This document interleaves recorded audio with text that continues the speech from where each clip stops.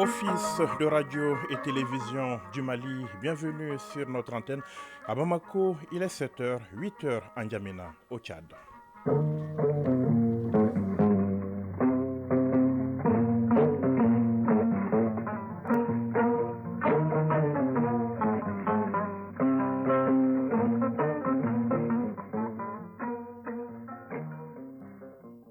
Le journal Yaya Konaté.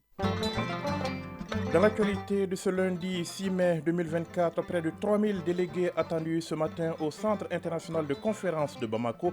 La phase nationale du dialogue intermalien pour la paix et la réconciliation nationale s'ouvre ce lundi. Les représentants des 19 régions du district de Bamako et de la diaspora se retrouvent pour analyser les recommandations issues des phases précédentes en vue de produire un rapport final. Cérémonie d'ouverture tout à l'heure sous la présidence du président de la transition, le colonel Assimi Goïta.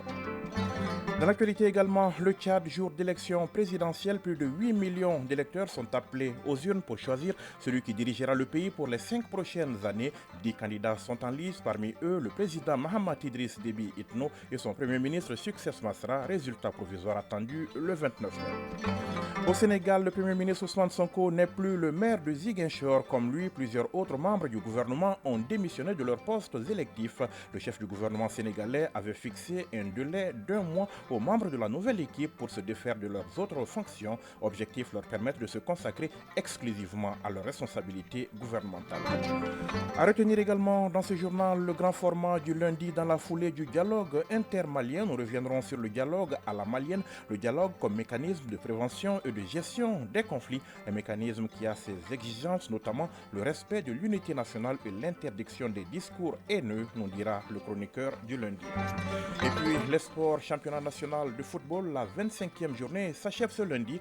2 matchs sont au programme et c'est le Djoliba AC qui fait la course en tête. En Ligue des champions d'Europe, l'heure est aux demi-finales retour. Elles sont prévues mardi et mercredi. Le résumé de l'actualité sportive, ce sera avec Isaac Chenou en fin d'édition. Mesdames, Messieurs, bonjour. Des communes aux régions, en passant par les ambassades et les consulats, les Maliens se sont prononcés. Place à présent à la phase nationale du dialogue intermalien pour la paix et la réconciliation nationale. Les participants des 19 régions du district de Bamako et de la diaspora se retrouvent dès ce matin au Centre international de conférence de Bamako pour analyser les résolutions et recommandations issues des phases précédentes en vue de produire un rapport final. Selon le président du comité de pilotage, tout est fin prêt pour le démarrage de la phase nationale.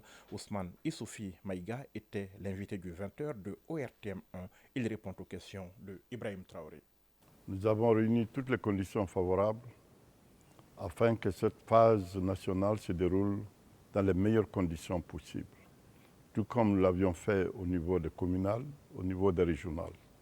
Toute la documentation a été remise aux différentes délégations qui sont venus de nos 19 régions et du district de Bamako, aussi bien que des pays à grande concentration où résident des Maliens. Et les camps de réfugiés, où nous avons des Maliens, des compatriotes, au Burkina Faso, en Mauritanie et au Niger. Ils sont tous présents avec les délégations des différentes régions. Nous avons 8 délégués par région. Nous avons 19 régions, plus le district, ça fait 20. Et nous avons innové en créant une 21e région, entre guillemets, c'est l'université. Et ils sont tous présents ici à Bamako. Parlons du déroulement du dialogue proprement dit. Comment est-ce que ça va se passer? Nous avons créé 5 grandes commissions qui gèrent des thématiques différentes.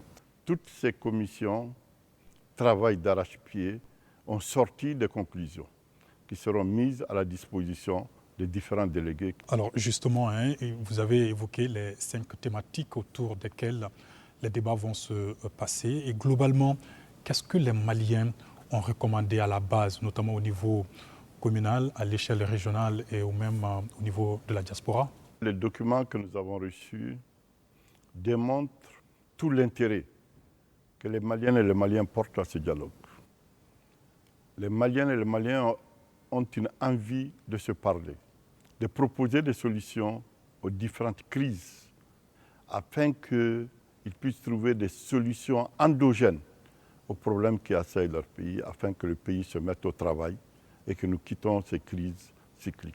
Vous avez une idée quand même des recommandations phares? Oui. Ça et là. Les Maliens ont fait de très fortes recommandations que nous allons mettre à la disposition de ceux qui sont venus des régions, qui vont les discuter. Entre autres demandes ou souhaits? Entre autres la paix, la réconciliation nationale, la cohésion sociale, le développement, le vivre ensemble. Un sujet s'est particulièrement invité au débat, la prolongation de la durée de la transition. Est-ce que c'est l'objectif de ce dialogue intermalien? Oui. Vous remarquerez que dans nos termes de référence, nulle part nous ne parlons de prolongation de la transition. Toutefois, nos concitoyens, d'ici et d'ailleurs, certains ont fait cette proposition sur leurs droits. Dans les débats, on a dit que tout est mis sur la table. Il faut parler de tout au-delà des termes de référence que nous avions élaborés, que les gens ont leurs préoccupations locales, leurs préoccupations régionales, leurs préoccupations dont, entre autres thèmes qui est venu en surface, c'est la prolongation de la transition. Et je voudrais leur demander que le dialogue ne finit pas, nous devons toujours continuer à dialoguer. Et faire appel à ceux qui ne sont pas venus, que la porte leur soit ouverte et que nous sommes disponibles à les recevoir pour recueillir leurs contributions, leur participation afin que notre pays connaisse un développement harmonieux et endogène. Ousmane Issoufi Maïga, le président du comité de pilotage du dialogue intermalien. La cérémonie d'ouverture, c'est tout à l'heure à 10h précise au Centre international de conférence de Bamako. Une cérémonie que vous pourrez suivre en direct et en intégralité sur nos antennes radio et télé, assure donc sur l'ensemble du réseau synchronisé de l'ORTM. Réunir les conditions pour que les Maliens se parlent sans intermédiaire. C'est la mission confiée au comité de pilotage composé de 163 personnalités sous la conduite donc de l'ancien Premier ministre Ousmane Issoufi Maïga, que vous venez d'entendre. Il a reçu ce comité, sa lettre de mission, le 5 février 2024. Que de chemin parcouru depuis pour arriver à cette phase nationale. Retour sur ce parcours avec Sira Batili. J'ai pris l'option de privilégier l'appropriation nationale du processus de paix en donnant toutes ses chances à un dialogue direct intermalien pour la paix et la réconciliation. La responsabilité d'un chef d'État face à l'histoire d'un Mali réconcilié avec tous ses fils et filles.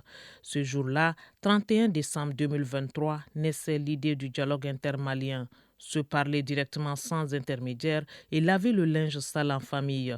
Un engagement de taille pour recoudre le tissu social et rassembler tous les Maliens. Un mois après, le chrono est mis en marche.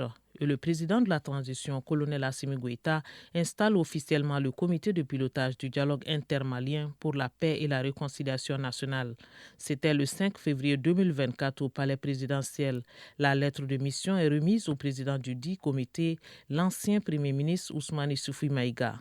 Ce dialogue que vous voulez pluriel et qui ne sera pas un dialogue au sens étymologique du terme, nous le concevons comme une symphonie à plusieurs voix, des voix multiples, diverses et variées, mais harmonieuses, exprimant une même tonalité, celle de la compréhension mutuelle et du consensus général. Dans la lettre de mission, le président de la transition demandait de questionner sans complaisance notre société, de comprendre les causes apparentes et profondes des conflits qui l'animent et de créer les conditions nécessaires d'un dialogue franc et sincère entre les Maliens de manière inclusive afin que nul ne soit exclu. Colonel Assimi Goïta, président de la transition. Il nous faut donc puiser dans notre histoire pour construire une mémoire collective à la fois pour notre génération actuelle et future, afin que nous ne retombions plus jamais dans des situations de déchirement.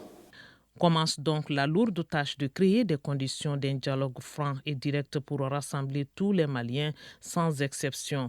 Pas question de laisser un Malien sur le quai. Tout le monde est invité à embarquer dans le bateau pour qu'il cesse de vaciller. Le comité fort de 163 membres siège au Centre international des conférences de Bamako. Il a ainsi organisé différentes rencontres, travaux de groupe, ceux en commission et en plénière qui ont permis, selon Ousmane Issoufi Maïga, de mettre tout sur table de discuter sous forme de questions thématiques. 5 commissions thématiques ont été ainsi créées, plus la commission communication. La série de rencontres est bouclée par l'atelier de validation des termes de référence. Ces termes de référence ont été remis au président de la transition, colonel Assimi Goïta, le 4 mars 2024. La procédure du dialogue y est détaillée avec 5 thématiques retenues pour conduire les débats. Paix, réconciliation nationale et cohésion sociale, questions politiques et institutionnelles, économie et développement durable, aspects sécuritaires et défense du territoire et enfin géopolitique et environnement international. Les termes de référence examinés et validés, l'appel du Mali est lancé à ses dignes fils pour dialoguer. Le comité reprend 1 mois après et initie une autre série de rencontres avec l'ensemble des institutions de la République, les forces vives, les syndicats, les groupements socio-professionnels, les femmes, les jeunes, les partis politiques, les légitimités traditionnelles et les confessions religieuses. Après cette étape, le président du comité de pilotage du dialogue intermalien, Ousmane Issoufi Maïga, a pris son bâton de pèlerin pour aller à la rencontre de l'ancien président de la transition, professeur Dioncounda Traoré, et des anciennes premières dames, des témoins de l'histoire du Mali d'hier et contemporain. Professeur Dioncounda Traoré, ancien président de la transition. Si nous voulons repartir d'un bon pied, il faut que nous acceptions, que nous comprenions qu'il est absolument nécessaire que nous nous asseyions ensemble, que nous nous parlions en vérité, en toute franchise, en toute liberté, et qu'ensuite nous nous pardonnions mutuellement. Le dialogue proprement dit pouvait commencer avec en premier lieu la phase communale du 13 au 15 avril 2024. Ensuite s'est tenue la phase régionale du district de Bamako, des ambassades et consulats du 20 au 22 avril 2024. Pour l'inclusivité de la démarche et ayant constaté certaines absences, le président du comité a rencontré des anciens premiers ministres non moins chefs de partis politiques. Il est donc attendu l'expression à l'unisson d'un Mali confiant en son avenir et dévoué au renforcement de sa souveraineté. 7h13 au Centre international de conférence de Bamako, de la phase communale à la phase régionale. Les Maliens se sont donc prononcés. Des recommandations ont été formulées à ces différents niveaux, des recommandations relatives à chacune des 5 thématiques retenues pour ce dialogue et pas seulement. Voyons donc avec Chaka Konaté un aperçu de ce que les phases communales et régionales ont souhaité pour l'avenir du Mali. Le moins que l'on puisse dire, c'est que ni la phase communale, ni celle régionale et de la diaspora du dialogue intermalien pour la paix et la réconciliation n'ont tranché la question sur la durée de la transition. Pour preuve, les uns recommandent une durée de 12 à 36 mois, voire plus, à partir de la tenue de la phase nationale. Les autres optent pour la prolongation de la transition jusqu'à la stabilisation du pays. Autrement dit, il préconise d'organiser les élections après la sécurisation totale du pays. Et pour sécuriser le pays, il est recommandé de déployer les forces armées de sécurité sur l'ensemble du territoire national, de dissoudre les milices d'autodéfense et les insérer dans les rangs des FDS, accélérer le processus de désarmement, démobilisation et réinsertion, moraliser le mode de recrutement au sein des forces armées et de sécurité. Les participants ont d'autre part demandé de valoriser les mécanismes traditionnels de gestion des conflits, promouvoir le dialogue et la réconciliation entre les communautés, ouvrir le dialogue avec les djihadistes maliens, notamment Iyad Ag-Ghali et Amadou Koufa, examiner les cas des groupes armés signataires et non signataires du défunt accord pour la paix et la réconciliation issus du processus d'Alger, faciliter les retours des réfugiés et déplacés internes, maintenir le caractère unitaire, indivisible, la forme républicaine et laïque du Mali, dissoudre les associations à caractère ethnique, réduire le nombre des partis politiques et associations à caractère politique, supprimer le financement des partis politiques, promouvoir la justice transitionnelle, les mécanismes de vérité, de justice et de réparation pour les victimes, réhabiliter l'ancien président Faye Modibo Keïta font également partie des recommandations. Enfin, il a été recommandé de susciter la candidature du président de la transition, colonel Assimi Goïta, à l'élection présidentielle pour lui permettre de poursuivre les chantiers de refondation et de construction du Mali courant et de renforcer la souveraineté retrouvée du Mali. Les dialogues intermaliens.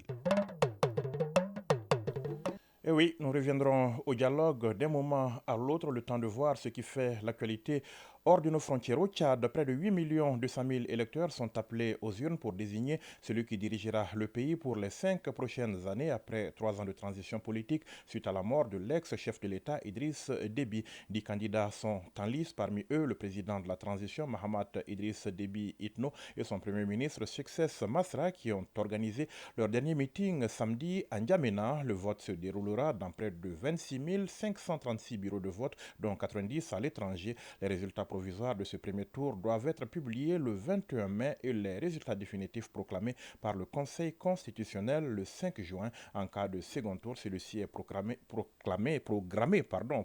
donc pour le 22 juin 2024. L'Organisation de la coopération islamique tape du poing sur la table une nouvelle fois au sujet de la situation au Proche-Orient. L'OCI a en effet dénoncé hier un génocide à Gaza et appelé ses 57 pays membres à imposer des sanctions à Israël dans une résolution adoptée à l'issue du sommet de Banjul. La résolution demande aux pays membres de l'OCI d'exercer des pressions diplomatiques, politiques et juridiques et de prendre des sanctions à tous les niveaux économiques, sportifs, culturels et internationaux contre Israël. L'OCI appelle donc également à un cessez-le-feu immédiat, permanent et inconditionnel. Au Togo, la Commission électorale nationale indépendante a proclamé dans la nuit de samedi à dimanche les résultats provisoires des législatives et des régionales, des résultats sans appel concernant les législatives puisque l'Union pour la République, UNIR, formation politique au pouvoir, est arrivée très largement en tête sur les 113 sièges. L'Union pour la République en remporte 108. Le taux de participation est de 61,03%. Un peu plus de 2 millions d'électeurs sur les 4 millions d'inscrits se sont ainsi rendus aux urnes le 29 avril dernier. Le parti au pouvoir ne cache bien évidemment pas sa satisfaction. Au Sénégal, le Premier ministre Ousmane Sonko n'est plus le maire de Ziguinchor. Les ministres détenant un mandat électif avaient jusqu'à hier dimanche pour se retirer de ses autres fonctions. Un délai d'1 mois depuis la nomination du gouvernement qui avait été fixé par le Premier ministre Ousmane Sonko qui vient lui-même de démissionner de son poste de maire de Ziguinchor au sud du pays. Objectif, permettre aux membres du gouvernement de se consacrer exclusivement à leurs responsabilités gouvernementales. En République démocratique du Congo, la violence ne retombe pas dans le Nord Kivu après une série de bombardements qui a touché des déplacés en Goma. Les combats se sont poursuivis entre les forces gouvernementales congolaises et le M23 soutenu par le Rwanda. Des affrontements ont été signalés ce week-end donc dans le sud du territoire de Massissi, près de la localité de Bitonga. La situation dans l'est de la RDC est dénoncée par la communauté d'Afrique australe, la SADC, dont la force est en cours de déploiement dans le Nord Kivu. Dans un communiqué publié hier donc, l'organisation régionale a d'une part condamné les bombardements sur les camps de déplacés, mais aussi déclaré qu'elle allait mener des opérations avec l'armée congolaise pour neutraliser les rebelles du M23, maintenir la paix en créant un environnement sécurisé et ouvrir les routes d'approvisionnement. Première tournée européenne en 5 ans pour Xi Jinping. Le président chinois, arrivé hier à Paris, effectue un déplacement très suivi sur le vieux continent au cours duquel il tentera d'améliorer les relations avec l'Europe. Ce lundi, Xi Jinping, qui vient donc célébrer les 60 ans de relations diplomatiques franco-chinoises, enchaînera les rendez-vous avec Emmanuel Macron qui s'est concerté en amont avec le chancelier allemand Olaf Scholz. Le matin, la présidente de la Commission européenne, Ursula von der Leyen, se joindra donc au duo franco-chinois à l'Elysée pour une session qui devrait permettre de soulever les différends commerciaux. Plusieurs sujets brûlants sont donc à l'ordre du jour, notamment le commerce avec l'Union européenne et la guerre en Ukraine. 7h19, retour ici au Mali et retour bien évidemment au dialogue avec le grand format du lundi qui nous amène sous l'arbre à palabres à la faveur du dialogue intermalien, un espace propice donc au dialogue. Le dialogue justement, cette arme imparable quand il s'agit de prévenir ou de gérer les conflits. Notre pays lui a toujours accordé une place de choix. Quelles sont les particularités et la finalité du dialogue à la malienne? Réponse dans le grand format du lundi, c'est une réalisation de Bourama Traoré.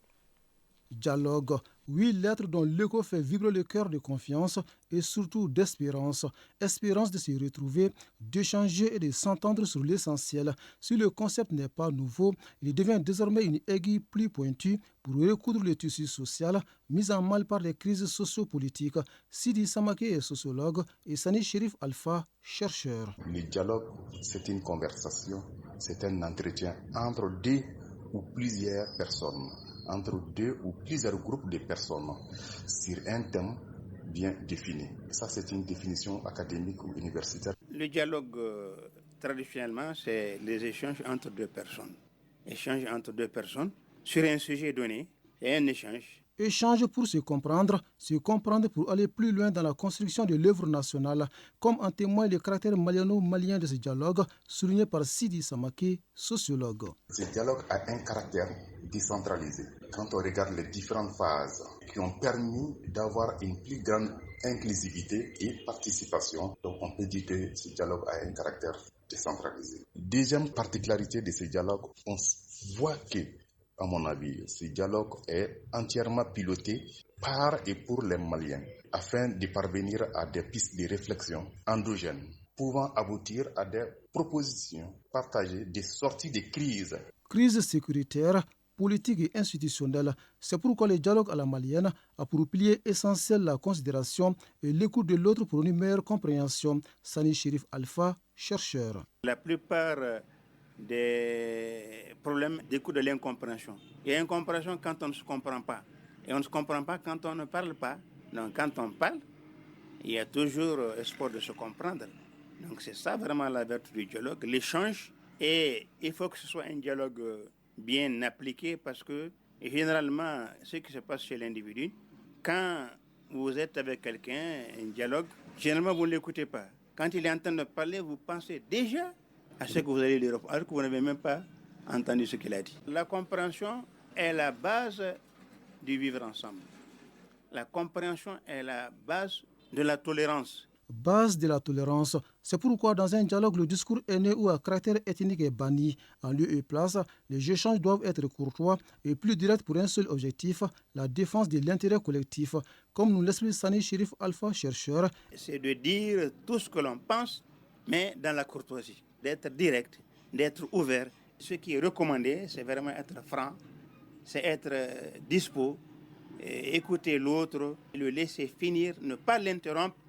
Et en ce moment, parler avec courtoisie, parler avec conviction et assurance. Sous l'arbre à palabres, tout se discute sauf des questions qui divisent les membres de la famille. Et pour consolider l'unité familiale, il faut prévenir le conflit en maintenant permanemment les dialogues. C'est du moins l'avis de Goulé Tunkara, traditionnaliste.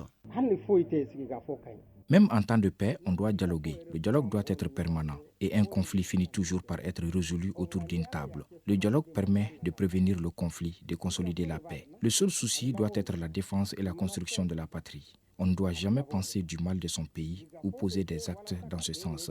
Il faut également apprendre à pardonner aux autres. Débattre vrai pour construire ensemble le futur. Ce principe du dialogue doit surtout s'appuyer sur un pilier fondamental, celui d'une compréhension mutuelle des grandes préoccupations de la nation. Sani Chérif Alpha, chercheur. Cette compréhension mutuelle a pour objectif d'aplanir les difficultés s'il y en a, de se comprendre, de se tolérer, de vivre ensemble et de participer positivement à la vie sociale. Et participer à la vie sociale, c'est quoi? C'est participer à son développement. Parce que l'homme, il vit en société, pourquoi? Pour son épanouissement, pour son bonheur, pour être en paix, pour être tranquille, pour être à l'abri de certaines choses. Et c'est justement ça la finalité du dialogue. Dialogue intermalien dont le train de la phase nationale démarre ce lundi pour 5 jours de voyage. 5 jours pour réfléchir à des thérapies de choc contre le mal du Mali afin de l'immuniser définitivement.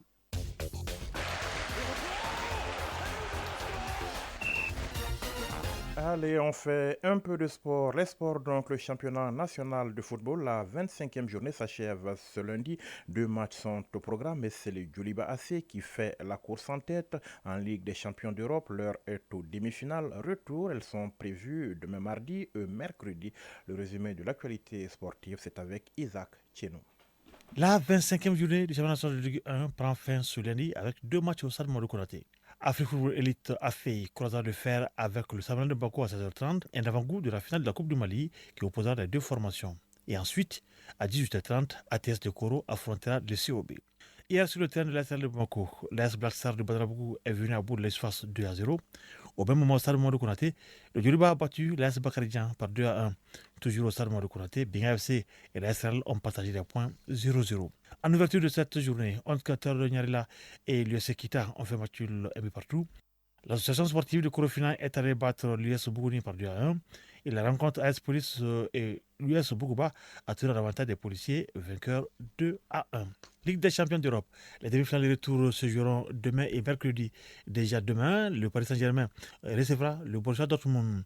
Brillant vainqueur d'Augsbourg ce week-end 5-1. Le Borussia a ainsi envoyé un signal fort au Paris Saint-Germain, tandis que le champion de France en titre a bénéficié d'un repos ce week-end octroyé par la Ligue de football professionnel. Mardi, on aura le duel Real Madrid-Bayern de Munich.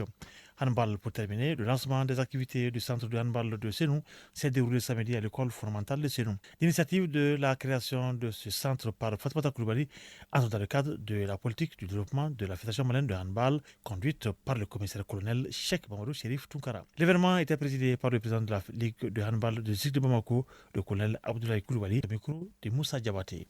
Issu des efforts de plusieurs années de travail d'une dame, j'ai nommé Mme Traoré Fatmata Koulibaly, qui est professeure de PS de l'école Sénou Aviation. Elle a nourri l'idée de développer le handball à Sénou.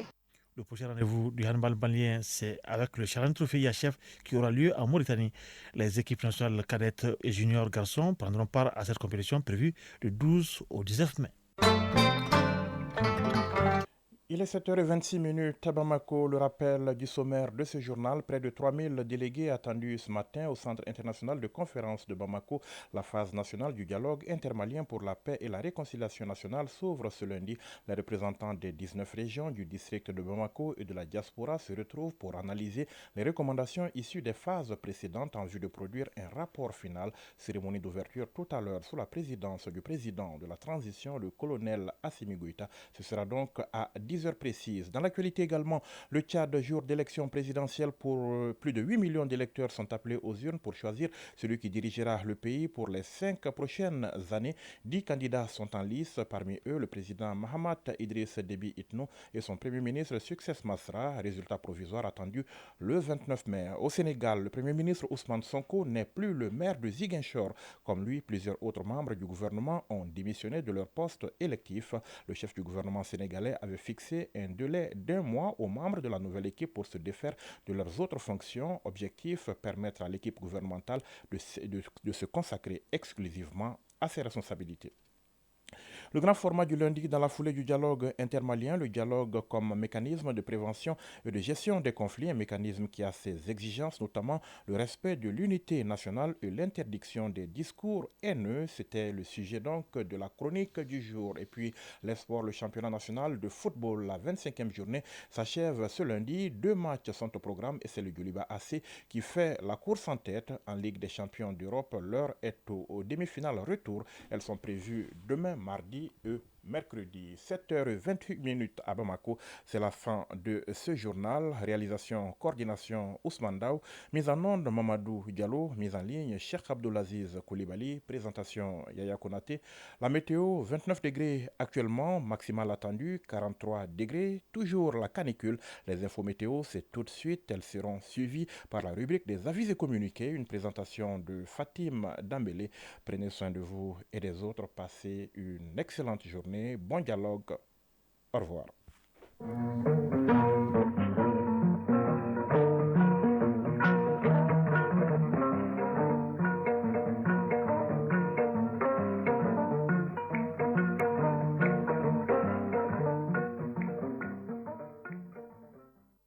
Le temps sur les ondes.